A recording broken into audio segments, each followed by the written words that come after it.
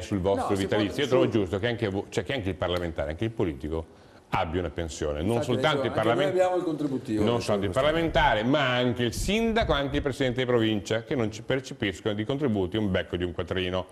Ma deve essere una pensione unica, ricollegata a tutto il resto che uno fa nella vita.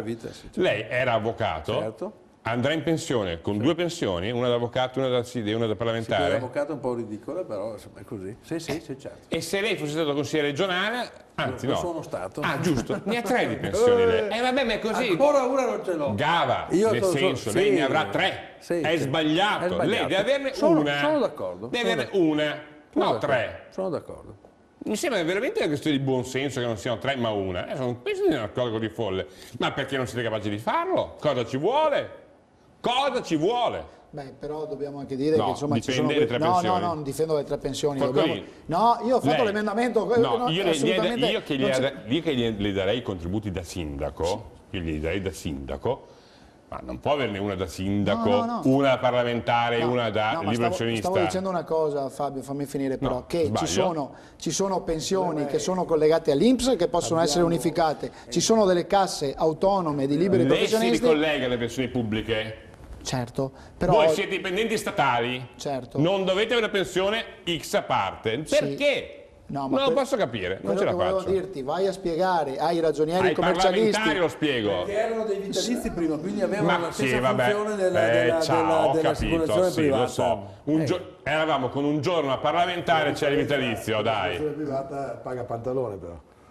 Coperta il bilancio dello Stato. Ma non può essere, perché oggi uno in politica fa una legislatura da consigliere regionale a un vitalizio, fa una legislatura da parlamentare a un vitalizio, fa una addirittura ho il dubbio, se uno fa un po' di Senato e un po' di Camera, ne ha 2? Sì. Perfetto. Poi, ho un cameraman che ride e non è rispettoso. Poi uno dice, ma che faccio? Vado a vedere come Bruxelles, 4° vitalizio. Ma stiamo scherzando? Ma prendiamoci in giro. E poi la gente, dai, noi andremo forse in pensione a 67 anni, loro per diritto acquisito vanno in pensione a 52. No, non è più così. Adesso anch'io come avvocato con l'ultima riforma vado in pensione con 1 anno e mezzo più tardi, anziché 65 66 e mezzo, come parlamentare 65, come consigliere regionale, essendo stato eletto nel 95 la prima volta, andrei a 60, però se ho incarichi pubblici non prendo la pensione. Cioè se io sono... quando avrò...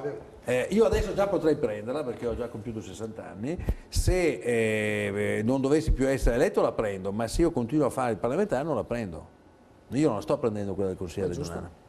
A me sembra che ci siano parlamentari che percepiscono la pensione. Purtroppo abbiamo verificato che ci sono dei consigli regionali che danno la pensione anche a chi è parlamentare. E non solo, credo anche Campani. Anche Campani? Non ci sono parlamentari che hanno la pensione, no, e indennità? No, quello no. Però ci sono parlamentari che essendo stati consiglieri regionali hanno la pensione... hanno i loro consigli regionali che gli danno la pensione anche se sono parlamentari. Chi è che riesce a capire una cosa del genere a casa? Chi è che a casa riesce a capire una cosa del genere? Però se tutti d'accordo, poi ci sono gli emendamenti, bocciato. Non si fa. No, io credo che anche qui, adesso al di là del federalismo, perché poi queste cose si trincerano dietro una... Non c'è peggio sordo di chi non vuol sentire, mi sta scrivendo un'amica, mi sembra che sia così, e non si vergognano, questa è la vera beffa.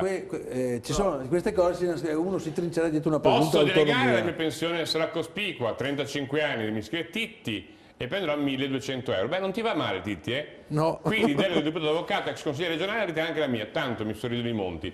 Titti, però 1.200 euro è una pensione oggi come oggi buona. La terza manovra Berlusconi-Tremonti c'era, e penso sia ancora in vigore, il principio che i consigli regionali dovevano adeguare una riforma degli loro assegni vitalizi eliminandoli, perché sennò interveniva la legge che si sostituiva. Monai deve essere una Quindi soltanto, Monai deve essere una soltanto per tutte le attività politiche, però... e deve esserci dentro anche il sindaco e anche il presidente di provincia, ma una soltanto, e non l'assurdità che il consigliere regionale, deputato... Ah no, vabbè, scusi, non voglio offendere, lo dico a sua moglie che è fuori, se lei preferisce, lo dico a voi che siete parlamentari. Mi sembra che voi siate i legislatori. No, ricordo male? Però noi, ricordo male, non siete legislatori. Abbiamo presentato 2 volte in questa legislatura. Non mi interessa, non lo fate. Voi classe politica non lo fate. Voi classe politica, non lei, lui. Voi classe politica, voi Parlamento non lo fate. Non metta tutti nello stesso calderone. E allora chi sono? In quel calderone ho i 4 buoni qui e i 600 cattivi a Roma.